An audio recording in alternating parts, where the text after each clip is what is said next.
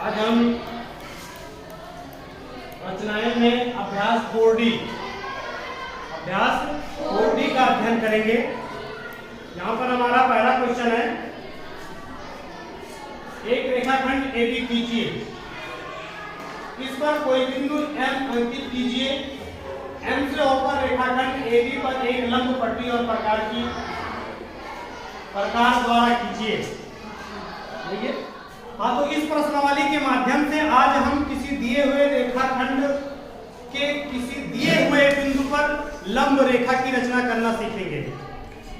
इस प्रश्नावली के माध्यम से किसी दिए हुए रेखाखंड के किसी दिए हुए बिंदु पर, उस रेखाखंड पर कोई बिंदु अगर दिया गया है तो उस पर लंब रेखाखंड की रचना कैसे की जाती है, आज हम लोग यही सीखेंगे।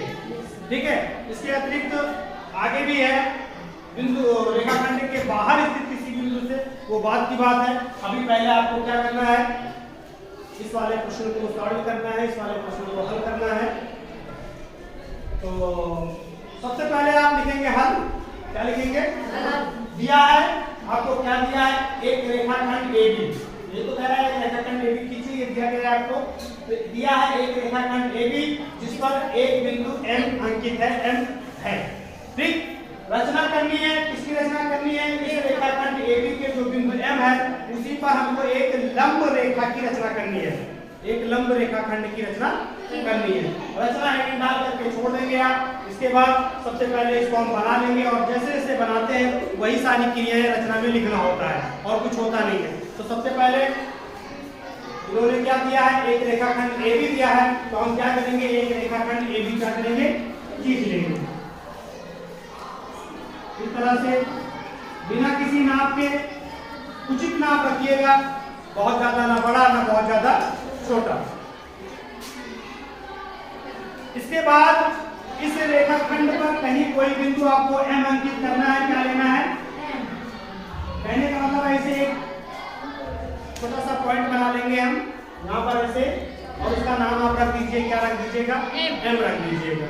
ठीक, ये इतनी बात होगी, जितना ये बोले थे ये इतना काम हो गया। अब आप करेंगे कैसे लंब रेखा की रचना, बहुत आसान होता है, सिर्फ आप थोड़ा सा ध्यान दीजिएगा। होता क्या है, प्रकार आपका तैयार रखिए बना, वेरी गुड। ये हमारा प्रकार है, ये प्रकार की नोक है और ये पेंसिल की नोक है। सबसे पहले आप क्या करेंगे, यहाँ ध्यान दीजिएगा, बिंदु M को केंद्र मानिएगा। किसको केंद्र मानिएगा, M को केंद्र मान करके उचित त्रिज्या का, ना बहुत ज्यादा बड़ा ना बहुत ही छोटा, एक अर्धवृत्त खींचेंगे आप, जो कि इस रेखाखंड को दो जगह पर काटे, इस तरह से खींचेगा, बाहर मत करिएगा। नाम इसका कोई भी रख दीजिए, यहाँ पर हमने रख लिया P और Q। इस तरह से आपको करना है। इसके बाद बिंदु P और Q को क्रमशः केंद्र मानते हुए आधे से ज्यादा दूरी लेकर के एक बार इधर से, आधे से ज्यादा इसे इधर आधा से ज्यादा ले लेंगे, एक बार इधर से ऊपर की साइड में आप चाप लगाएंगे। पुनः यही क्रिया आपको दोहराना है। किस तरह से, बिंदु Q को केंद्र मान करके, Q को केंद्र मानेंगे, इस वाली त्रिज्या में जो इधर से चाप लगाए थे इनमें किसी प्रकार का कोई अंतर मत करिएगा। पूरे प्रकार की नोक को कहां पे रखेंगे, Q पे रखेंगे और एक अन्य चाप लगाएंगे। ये दोनों चाप जहां काटेंगे एक दूसरे को, इसका कोई नाम आप रख दीजिएगा। मान लीजिए कि हम सपोज करिए इसका नाम हमने क्या रख दिया, N रख दिया।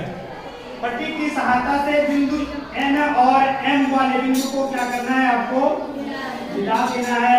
यही अभीष्ट लंब रेखाखंड MN हो जाएगा। आ गया समझ में? इसके बाद आप रचना लिखते हैं। रचना में कुछ करना नहीं होता है, जो जो क्रियाएं आप किए होते हैं उसी को लिखना होता है बस। तो ये चीजें तो इन्होंने रेखाखंड AB दिया था और AB का कोई बिंदु M दिया गया था। आप सबसे पहले लिखेंगे क्या, सर्वप्रथम बिंदु M को केंद्र मानकर, ये इतना दिया गया था लेकिन आपको करना होता है, पहले आप कर लेते हैं इस तरह से।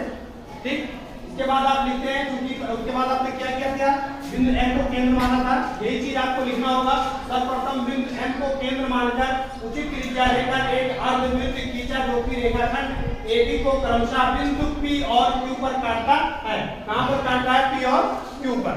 इसके बाद आप क्या लिखते हैं, क्रमशः बिंदु P और Q को केंद्र मानकर आधे से अधिक त्रिज्या लेकर ऊपर की तरफ, कहां लगाए थे आप, ऊपर की तरफ दो चाप लगाए जो एक दूसरे को बिंदु कहां पर काटता है, N पर काटता है। इसी चीज को आप लिखते हैं, एक दूसरे को बिंदु N पर काटता है।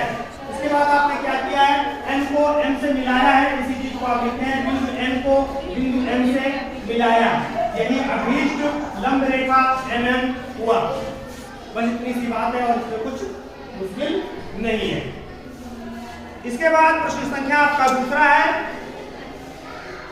इसको देख लेते हैं। ऐसे ही एक रेखाखंड PQ खींचिए, कोई बिंदु R लीजिए जो PQ पर ना हो।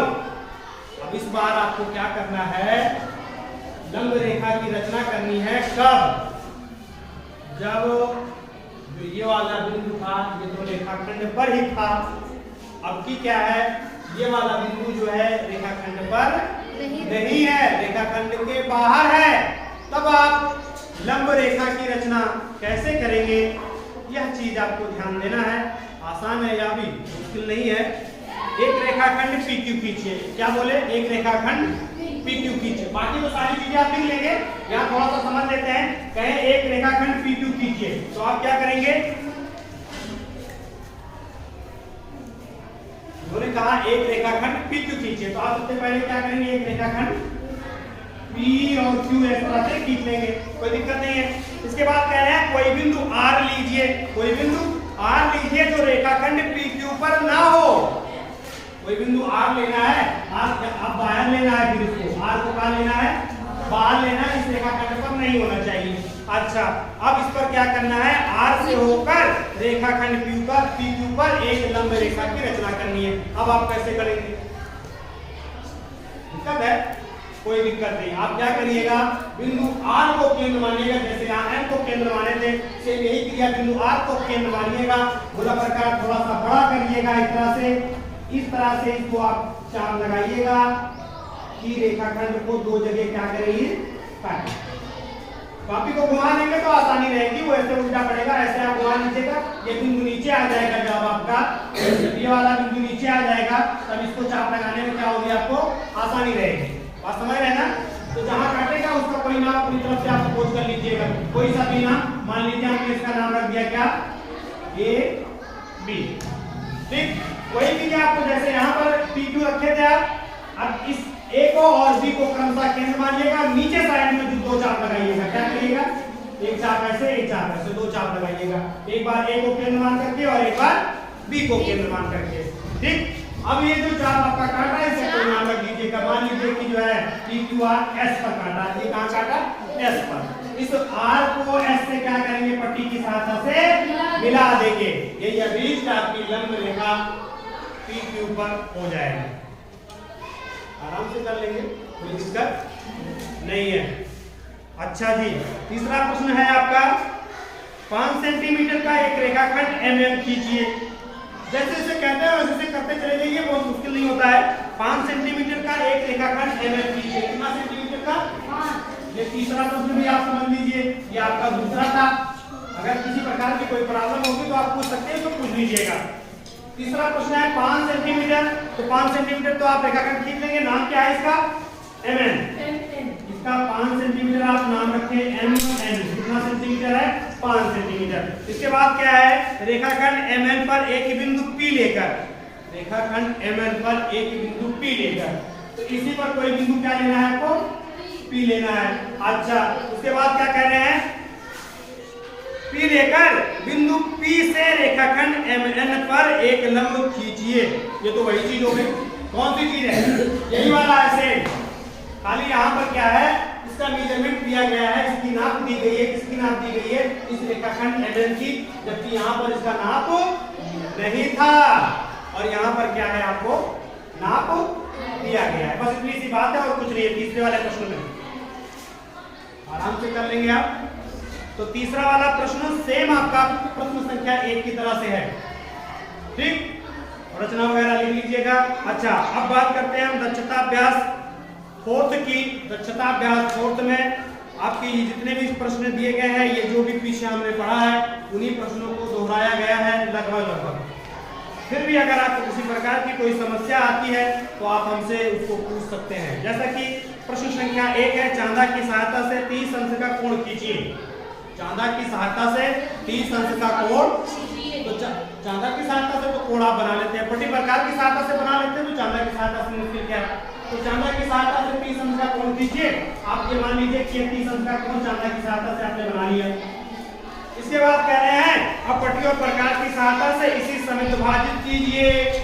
तो ये तो मुश्किल ही आप पहले से कर चुके हैं, कोण का समुद्भाजन तो करना आता ही है ना, इस तरह से करते हैं। ये हो गया समुद्भाजन। आगे कह रहे हैं प्रत्येक कोण को माप कर सत्यापन कीजिए। कहने का मतलब है इसको नाप लो और इसको नाप लो, जब दोनों नापोगे तो 15 अंश आएगा। क्यों? क्योंकि यह 30 अंश था, समुद्भाजन किए थे, आप सत्यापन करना है, नाप करके आप लिख दीजिएगा। तो इस तरह से कोई मुश्किल दक्षता अभ्यास नहीं है। अगर किसी प्रकार की कोई समस्या होती है तो आप उसको पूछ लीजिएगा।